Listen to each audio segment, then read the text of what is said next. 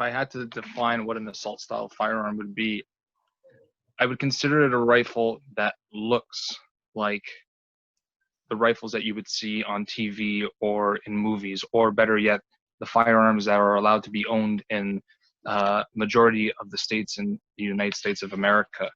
I will be clear that here in Canada, we do not have assault rifles. They are not legal. They've been illegal for some time. So I do believe that there is a wrong misconception of a lot of the firearms that are legally, so that some of the firearms that are able to be legally owned here in Canada.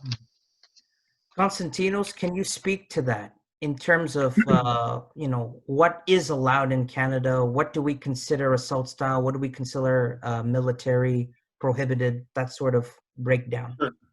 So in general, you have three categories in Canada of different types of firearm classifications. You have restricted, non-restricted, and prohibited. Assault style weapons is a term that's not actually legally defined in the Canadian Criminal Code or in the Firearms Act. It's just a word or a term used by people to describe a certain type of gun.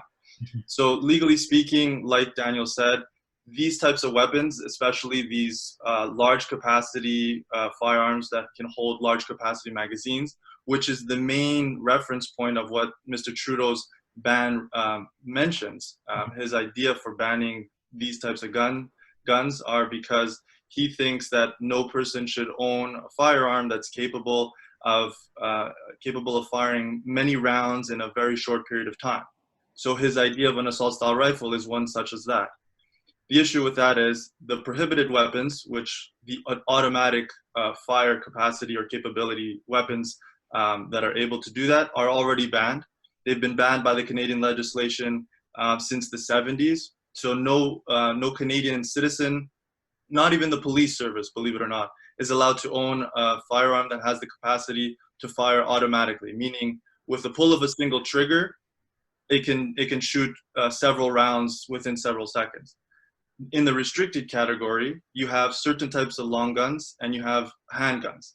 And now handguns are restricted because of their size. So it refers to the barrel length and the concealability aspect of these weapons. Certain long guns have been put into the restricted category based on their capability of fire and the different modifications that they can have on the actual receiver of the firearm. Now, you have non-restricted, which is most hunting rifles and most general smaller caliber firearms in Canada. The issue with the overall ban, and I'm sure we'll get to the facts of what the Ordering Council speaks on, but the primary concern that was initiated by Prime Minister Justin Trudeau on May 1st after this tragic incident in Portapique is that the moving forward of this ban or of this Ordering Council and its immediacy for doing so was in reaction to the shooting in Portapique. Right. And his claim is that there shouldn't be any citizen who should have access to firearms that can fire, like I said earlier, and this is what he's saying, and this is what you can see in most of the news articles of what he said in his press release, is that nobody should be able to have in their possession, there's no need for a weapon that can fire large amounts of bullets in a short period of time. Essentially making the claim that a mass shooting, which we can get into in terms of the definition of what a mass shooting is, both in Canada and both in the United States and across the globe, the reference or the inference that he's trying to make to the common person listening to a statement like that is that the ban is specifically targeting weapons or firearms that are capable of shooting large amounts or many bullets in a short period of time, because the belief is that most mass shootings, and a mass shooting is a shooting or a homicidal event that kills, and this is by the FBI's definition, 5 or more people in one event. Right. Okay, so that's a mass shooting. And the belief is that, the general belief, and it's a mistaken belief, and I have a study that was conducted by one of the most renowned criminologists on the gun ban and gun debate topic, Mr. Gary Pleck out of Tallahassee, Florida, who's been studying criminology and the gun violence trends in not only America and in Canada, but across Europe and the recent bans in New Zealand and Australia. Yeah. And in his findings, especially on the critique of the gun ban in Australia, over a period of time in regards to the gun violent events that have been occurring I would say on a regular basis, because the United States definitely has a mass shooting problem for sure. There's More something, guns. right?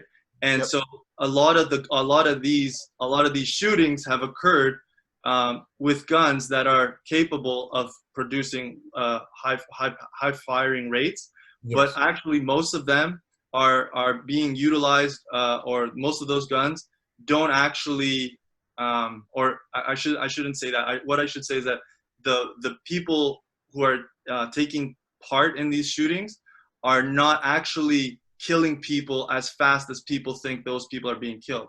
Right. So they can actually break down the times of death of the people involved in these incidents, and the calculations are, I mean, to a mathematical calculation in this study, which we can refer to later when I can share the screen.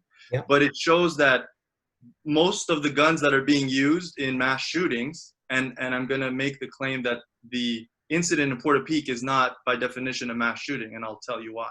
It's a spree shooting. So a mass shooting, or most mass shootings, as I was saying, in the United States, do not actually occur by guns that are capable of firing large capacity rounds in a short period of time. The load time and the time that the bullets are being fired are quite spread apart. That means that the killings could be done by a semi-automatic, which is primarily one of the types of firearms that he's banning. So semi-automatic is a single pull of the trigger and one bullet comes out at a time. Right. So you have another bullet come out, you need to release the trigger again completely and engage it again completely. It's one shot, one trigger pull, one shot. And so a lot of the recent shootings or mass shootings in the United States, the killings in those incidents have happened in quite a spread in terms of seconds or minutes that would allow someone to still commit those types of homicides with any other type of firearm, even a bolt action rifle. So a bolt action rifle, Dan could go into further detail, is simply bolt action is a type of mechanism used on long guns or carbines, which is a rifle, and it implies that for every time that you want a round to go through into the chamber of the gun and go down the barrel through the firing pin mechanism, you need to put in that round. I guess it's manually, you could say, but it's manually operated. Yeah, so it's bolt. So you literally have to push the bolt, pull it back, and then re-engage it. And I would imagine that your point in making that point is that when you pull the trigger on one gun, you can you pull the trigger once, you can spread more bullets in a shorter amount of time. I think you're accentuating that with particular rifle. I mean, it's a longer process. First of all, it's hard to follow Constantinos because he's fantastic with his information, and thank you so much, because like one of the main reasons I came here was to learn about guns, and you know I know next to nothing about guns. I'll say that right off the bat, right? So I'm hoping that this debate will teach me something that I didn't know coming into it. So I'm not just here to argue my point. I'm also here to learn. Now, look, we're here to talk about the ban on a certain kind of weapon, which they classified as assault-style weapons, right? Correct. Yes, it's a loosely defined term. I can appreciate that because, like Constantino said, I mean, the defined terms as far as gun ownership in this country are, there's three categories. But from what I understand, and I'll read this off the documents that you sent, it says, the criteria stated that firearms with a bore of 20 millimeters or greater, and or those capable of discharging a projectile with a muscle energy greater than 10,000 joules are now banned, which means that is an actual defined parameter, right? Sorry, you're reading those are completely different guns. At the top of the order in council. Those two terms are terms of types of weapons that they want to ban. They haven't actually gone through and banned those. So that includes large cannons, like a 20 millimeter bore means that even the cannon that you see at baseball games that goes around and launches launches T-shirts into the crowd. When you used to go see the, I don't know what do you guys have, the Blue Jays out there? When you go see the Blue Jays game and they come out with the machine and the mascot and there's like, okay, whichever side makes the cheering louder, you get a T-shirt. That cannon is now going to be banned if they go through with banning any gun or any firearm that has a capacity or a barrel width of 20 millimeters larger. That doesn't actually affect assault style weapons, because assault style weapons don't have a barrel. 20 millimeters. One thing I want to ask Konstantinos and Dan, because a lot of the public concern is that these the 1,500 prohibited guns, some of them, they shouldn't be classified, and I'm sure we'll get into the coffee ban and the airsoft. Some of them can be converted into assault style, or let's say a gun that can fire in a rapid amount of time without the need to replenish and change the cartridge or capacity. Dan, can you speak to that? And can you speak to this conversion risk that people are worried about? Absolutely. So in order for a gun to be sold here in Canada, it first needs to be approved by the RCMP, and that is usually a very lengthy process where the RCMP will usually dissect the rifle and ensure that it can never be turned into fully automatic or be tampered in that it can possibly shoot faster, which if you have a fast trigger finger, that's as fast as the gun is going to go. So here in Canada, our guns are made to be insured they're made and they're approved to be sold here in Canada, knowing that they cannot be tampered with. So you cannot tamper with a gun to make it fully automatic. You cannot tamper with the gun to make it more deadlier or shoot harder or shoot more powerful. It just does not work that way. But regardless of that, the possibility still remains that someone can convert one of those guns into something more deadlier. I don't know. I would ensure and I would trust that the RCMP, when approving these rifles, would make sure of that. So all the guns that are being sold here in Canada have been approved by the RCMP, which the government has made responsible for this process. Right. Okay. Okay. I have a question, actually, and it goes to both Dan and Konstantinos, whoever can answer it more accurately. But I was under the impression that as far as statistics go, right, whether home or abroad, is what was said, that the deadliest mass shootings are commonly perpetrated by assault-style rifles. Now, assault rifles? No, assault-style firearms. Are you talking here in Canada, or are you going to talk in the States? No, it said worldwide, right? So my question to you is there a valid conclusion to be drawn then that assault-style rifles are the most commonly used weapons in mass shootings, or is that me making a logical leap? I would want to disagree, only because I do believe when mass shootings do occur, they are used usually by an assault rifle, meaning that it has the capability to be turned to fully automatic, meaning you hold the trigger and multiple bullets come out. The Las Vegas shooting is a perfect example, where the shooter had multiple fully automatic firearms and was able to do that. Or he had a device called a bump stock, which would allow him to, which would allow the firearm to act as if it was fully automatic. And bump stocks in Canada are illegal. You cannot own them. They cannot be imported. If you have one, you can be sent to jail, fined, etc. Okay, so my next question following on from that then is, are you able to put a bump stock on, let's say, one of the non-restricted guns and turn that into what could potentially be an assault-style weapon? Well, I would assume that the bump stock would have to be specifically made for a particular gun. Sure. In order for it to function properly, because it would have to fit and everything would just need to, kind of like whatever, kind of like a clock. All the gears would have to understood to function properly. Can they be sold or can they be used? I don't really know enough about bump stocks, and I can't recall that we have had a situation where a bump stock or bump stocks have been used here in Canada. Fair enough.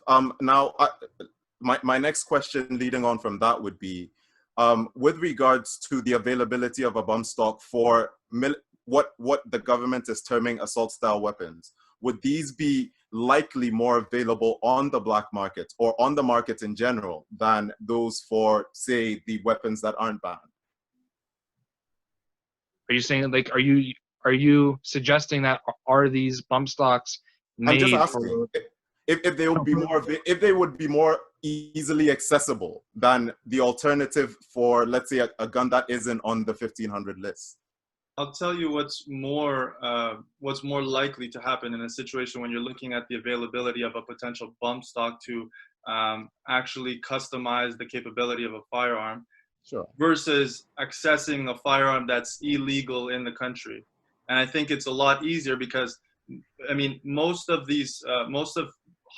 gun crimes in general and homicides using firearms in Canada, as you see with statistics, show that the guns that were used in general are not classified as illegal.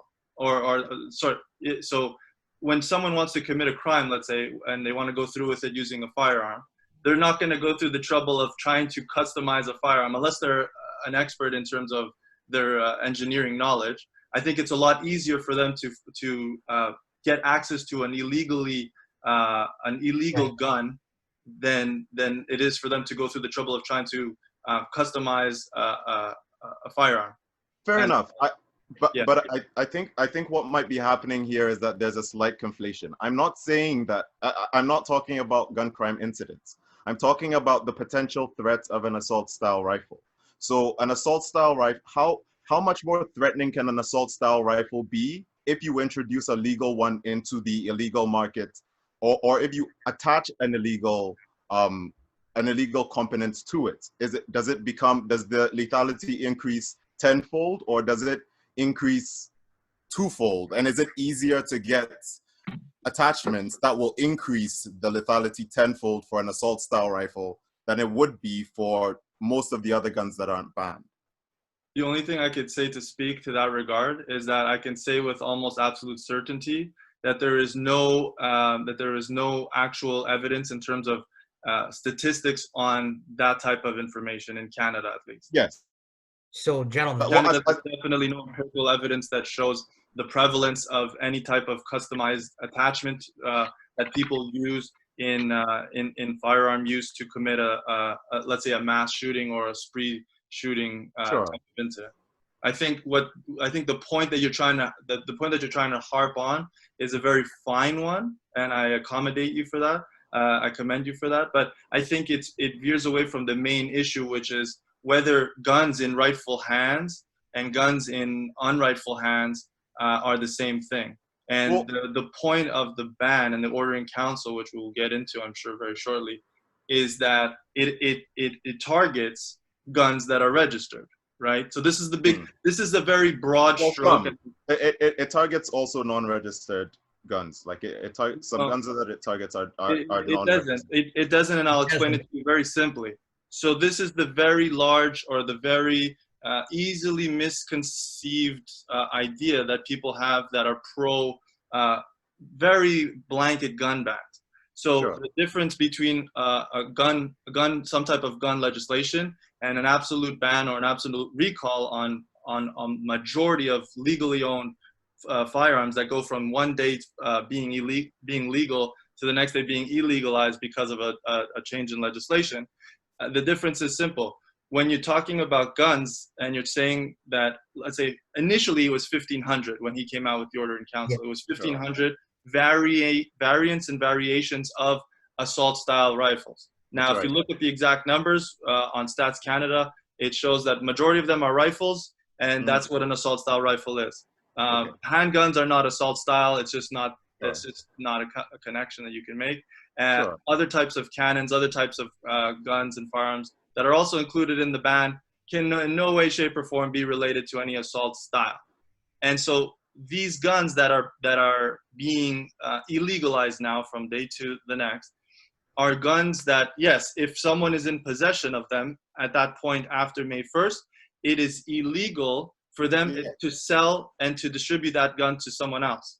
The legislation actually doesn't say that they have to, by law, return it. It gives them the option. So this is addressing a very big issue in the contradiction of the idea that Justin Trudeau has in implementing this Order in Council.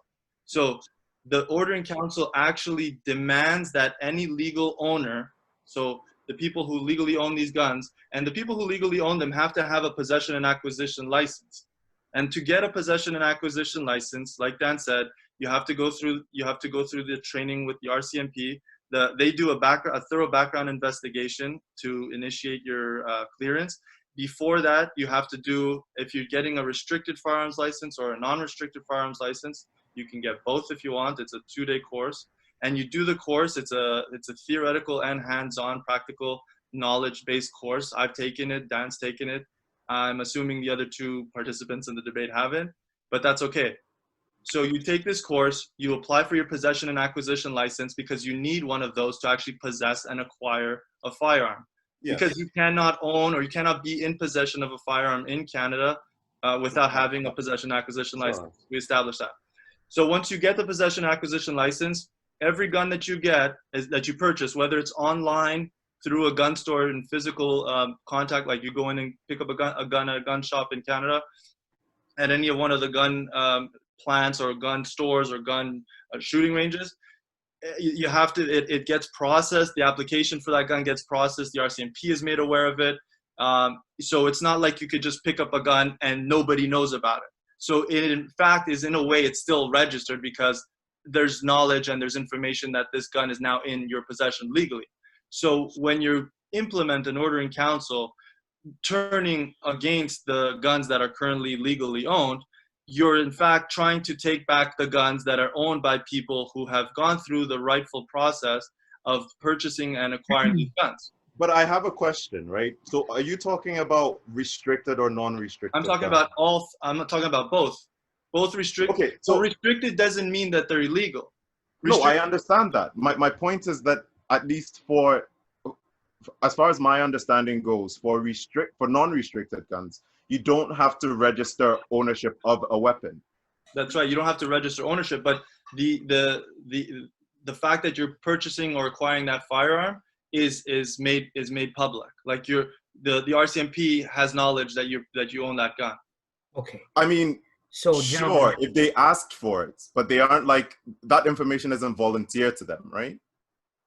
No, but at the same time, and I just want to expand on something that Cosentino mentioned earlier. So when you do your course, when you're doing a restricted course, it is a separate course from the actual non-restricted course. So there is actually more schooling on top of it, and the process 100%. With obtaining a gun is a lot more different.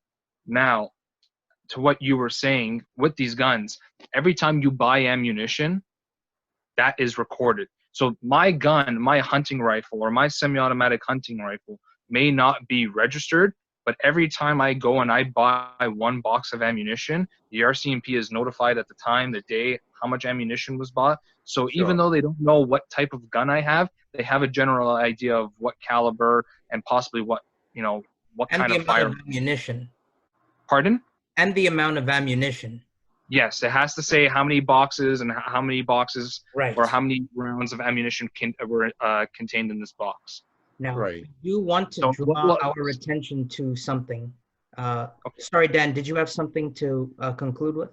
Yeah, just an example. Whereas if an example is a friend of mine who is a fellow gun collector, he had a situation where when he was driving home, the police pulled him over.